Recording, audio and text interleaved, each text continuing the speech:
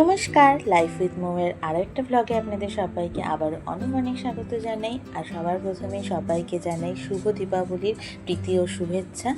আর আশা করছি আপনারা সবাই খুব ভালো আছেন, আমরাও কিন্তু ভালো আছি। আর বহু দিন পর কিন্তু আমি আবার একটা ব্লগ দিচ্ছি আজকে, তো আশা করছি ব্লগটা ভালো লাগবে। তো চলুন ভিডিওটা শুরু করা যাক।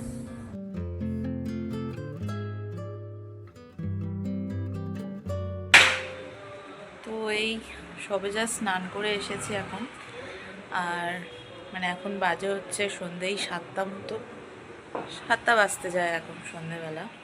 আজকে সকাল থেকে আসলে একটু ঘর সাজাতে সাজাতে অনেকটা দেরি হয়ে গেছে, তো সেই জন্য আজকে অনেকটাই দেরি হয়েছে স্নান করতে, যেহেতু আজকে দীপাবলি।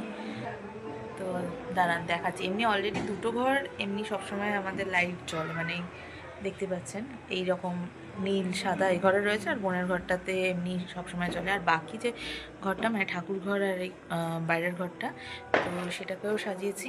তো চলুন দেখাচ্ছি। আর এই যে সন্ধ্যেবেলায় মা চারিদিকে আলো জ্বালিয়ে দিয়েছে, মোমবাতি জ্বালিয়ে দিয়েছে। দীপাবলিটা এই জিনিসটাই আমার খুব বেশি ভালো লাগে। আমি অতটা বেশি বাজি ফাজি পোড়াতে ভালোবাসি না।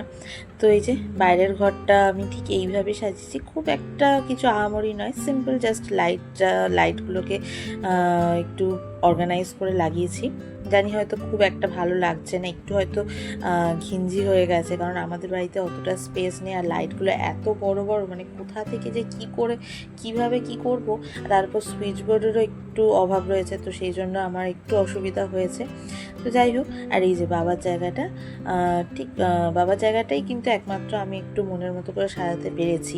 আর এই ঠাকুর ঘরের এখানে আমি ইয়েলো কালারটা দিয়েছি, আর এটা তো আপনারা আগেই দেখেছেন আমার ঘরটা ব্লু আর হোয়াইট কম্বিনেশন করে লাগানো আছে। আর দেখুন চারিদিকটা কি সুন্দর লাগছে না, একদম আলোয় ভরে গেছে। আর বোনের ঘরটা তো আগেও দেখিয়েছি, বোনের ঘরে এটা সবসময় থাকে, তো সেই দিক থেকে আমার একটু পরিশ্রমটা কম হয়েছে। আর এই হচ্ছেন বড় মা। বড় মাকে এখানে মালা পরানো হয়েছে, তবে বড় মায়ের জায়গাটা আজকে একটু অন্ধকার থেকে গেছে, কারণ আমাদের এখানে না কোনো রকমের কোনো স্পেস নেই যে আমি এখানে লাইট লাগাবো, কিছু আমি পাইনি স্পেস। আর পেরেক আমাদের দেওয়ালে মারা যায় না। তো যাই হোক, আর এবারে হচ্ছে সব থেকে যেটা ইম্পর্টেন্ট কাজ এবারে আমার কাঁধে এসে পড়েছে, সেটা হচ্ছে রঙ্গোলি বানানোর, যেটা হচ্ছে আমার মায়ের এবারে শখ হয়েছে, ইচ্ছা হয়েছে বলা যায়, যে রঙ্গোলি বানানোর, যেহেতু ভিডিওতে দেখেছে ইউটিউব বা ফেসবুকে। তো এখানে একটু জল পড়েছিল, আমি একটু ভালো করে শুকনো করে একটু কাপড় দিয়ে মুছে নিয়েছি। এবারে হচ্ছে রঙ্গোলি বানাবো। তো এই রঙ্গোলিটা আমি বানিয়েছি, জানি খারাপ হয়েছে, ভালো হয়নি, কারণ আমি অত ভালো আঁকতে পারি না। তো যাই হোক, কোনো মতে চেষ্টা করেছি ফোন দেখে দেখে, যেটা ছিল আসলে আদতে সেটা হয়নি, তার অন্যটাই কিছু একটা হয়ে গেছে। এরপরে এখানে আরেকটু কিছুটা সাজাতে বাকি আছে।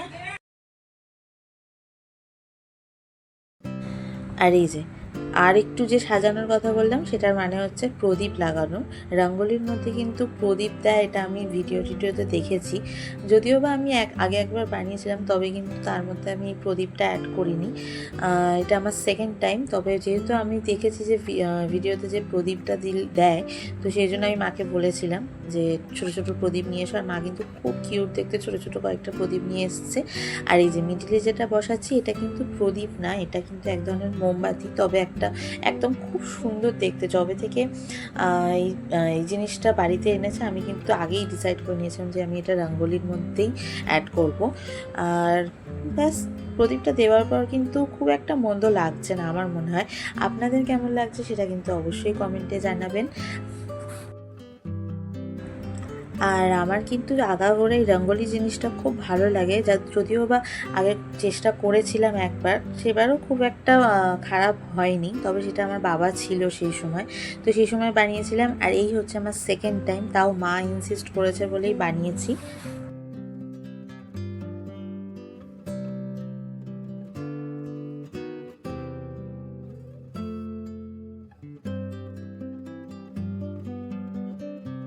তো ফার্স্ট টাইম না, এটা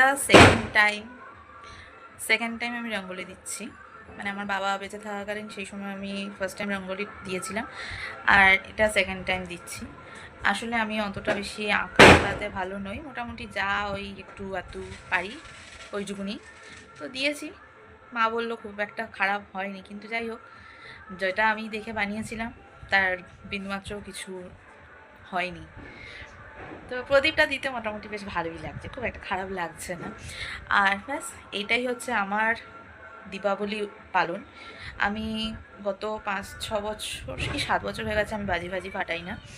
কারণ একটাই কারণ হচ্ছে যে আমার বাচ্চারা খুব ভয় পায়, এই কারণেই আমি ফাটাই না। কারণ আমার সামান্য কিছুটা সময় মজা বা আনন্দের জন্য আমার বাচ্চাদেরকে আমি কোনোভাবেই কষ্ট দিতে পারবো না। আর দেখুন ওদের অবস্থাটা আমি দেখাচ্ছি, 1 মিনিট দেখুন। ভয়েতে একজন এইখানে চুপ করে বসে আছে আর থরথর করে কাঁপছে, মানে রীতিমতো খাওয়া দাওয়া করছে না এখন। আরেকজনকে দেখাচ্ছি দাঁড়ান। আর আরেকজনের অবস্থা দেখুন, একদম খাটের তলায় ঢুকে চুপ করে বসে আছে, কাঁপছে থরথর করে। তো এই সমস্ত কারণের জন্যই আমার ভালো লাগে না আর বাজি ফাটাতে, কোনো রকম ইচ্ছাও করে না। আর বাইরে তো এত বাজি ফাটছে। তা পোপোটাকে নিয়ে যাও, দেখো করে কিনা। আমি জানি করবে না, তাও নিয়ে যাও। যে আরে বাজি ফাটছে দুমদুম করে, দেখো না যেতেই চাইছে না। যাও বাবা ঘুরে আসো, যাও। সেই সকালের পর থেকে যাও যাও। যাবে না জোর করো না, ছেড়ে দাও। ভয় পাচ্ছে গো। আর এই দেখুন আমার যারা ডাইপার পরেছে। বাবা যেও না, মা যেও না বাবা। আর যারাকে ডাইপার পরানোর কারণটা হচ্ছে, আসলে আমি প্রথম কয়েকটা ভিডিওতে হয়তো বলেছিলাম, দেখেছো কেমন জোরে জোরে বাজি ফাটছে। বাবা দুমদুম করে বাজি ফাটছে, চলো মা। না বাবা, বাবা যায় না।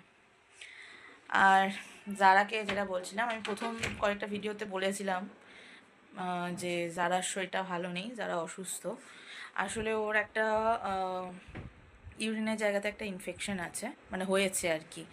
এখন ওর 10 বছর বয়স, আমাদের হিউম্যান এজ অনুযায়ী ওর বয়স হচ্ছে 70, 65-70 এরকম বয়স। তো যাই হোক ওর একটা হঠাৎ করেই আমরা এই জিনিসটা আগের বছরই লাস্টের দিকে, মানে ডিসেম্বর, আগের বছর না, আমরা জানুয়ারিতেই জানতে পারি যে ওর এরকম একটা ইনফেকশন হয়ে গেছে।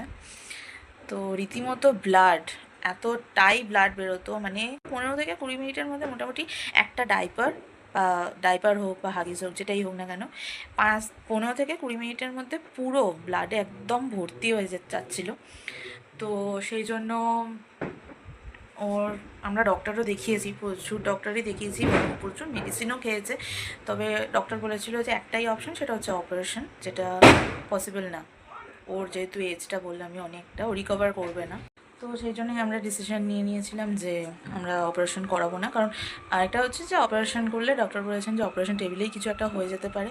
আর যার ব্যাপারে আমি অন্তত পক্ষে কোনো রকমের রিস্ক নিই না, কারণ আমার বাবার শেষ জলজান্ত স্মৃতি, আমার বাবাই ওকে নিয়ে এসেছিল বাড়িতে। তো আমি কোনোভাবে সেই রকম রিস্ক নেব না। আমাদের বলেছিল ইভেন বন্ডে সাইন করে অপারেশন করাতে। তো যাই হোক, আজকে আর অন্য কিছু এই সমস্ত কথা নাইবা বললাম। তো যেহেতু ডাইপারটা দেখানো হয়ে গেছে, তো সেই জন্য আমি বলে দিলাম ডাইপার পরানোর কারণটা কী। তো আর হ্যাঁ, বহুদিন পর আমি ভিডিও বানাচ্ছি, তার একটাই কারণ হচ্ছে আমার কিছু নিজস্ব পার্সোনাল কিছু ইস্যুস ছিল। তো যেই কারণে আমি একদম সময় পেতাম না। সময়ের থেকে বড় কথা হচ্ছে আমার সেই রকমভাবে ইচ্ছাটাও করতো না যে আমি ভিডিও বানাবো, আপলোড দেবো বা কিছু। তো যাই হোক, ভাবলাম যে আজকে যেহেতু একটা উৎসবের সময়, তো আজকে থেকে আবার ভিডিও বানানো স্টার্ট করছি। আর এবার থেকে চেষ্টা করবো আমি যাতে ডেলি ভিডিওটা আপলোড দিতে পারি। তো ব্যাস এইটুকুনি। আর হ্যাঁ, বোনের আজকেও ছুটি নেই, তবে হ্যাঁ পুরোটাই কিন্তু এই সমস্ত গোছানো সাজানো বোন কিছুই দেখেনি, এই পুরোটাই সারপ্রাইজ ওর জন্য। ও ফিরুক, তারপরে আমি ওর রিয়াকশানটা দেখাবো যে ঠিক ওর কেমন লেগেছে বা ও কেমন কতটা কি সারপ্রাইজ হয়েছে। তো যাই হোক, অনেক ফালতু বকে ফেলেছি, এবারে হচ্ছে রাতের ডিনার করার পালা। ডিনারটা আমি ইউজুয়ালি করে নিই আগেই, তবে আজকে একটু লেট হয়ে গেছে, রঙ্গোলি দিতেই আমার 1 ঘন্টা অলমোস্ট লেগে গেছে। তো এবারে ডিনার রেডি করবো, ডিনার প্রিপেয়ার করব। তো তোমার কেমন লাগলো আজকে রঙ্গোলিটা? তুমি যেমনটা বলেছিলে তেমনটা করতে পেরেছি? আর ঘর সাজানোটা? এবার শুধু দেখার বাকি যে বোন আসলে বোনের কেমন লাগে। দেখ নিচটা দেখবি তো, সরো। মানি লাইটই নেভায়নি, কেমন লাগছে? করতে আছে, ভালো লাগছে। বাপির ওখানটাতে লাগিয়েছিলাম, ওটা খুলে গেছে। আর দেখুন কোথায় আমি ভেবেছিলাম যে ওকে সারপ্রাইজ দেবো, তার বদলে ওর রিয়াকশান দেখে আমি নিজেই সারপ্রাইজ হয়ে গেছি, এতটা কোল রিয়াকশান দেয়। তো যাই হোক, আজকের ব্লগটা এইটুকুনি রাখছি। আশা করছি ব্লগটা ভালো লেগেছে। ভালো লাগলে কিন্তু লাইক, শেয়ার আর কমেন্ট করতে একদম ভুলবেন না। দেখা হচ্ছে নেক্সট ব্লগে। টাটা।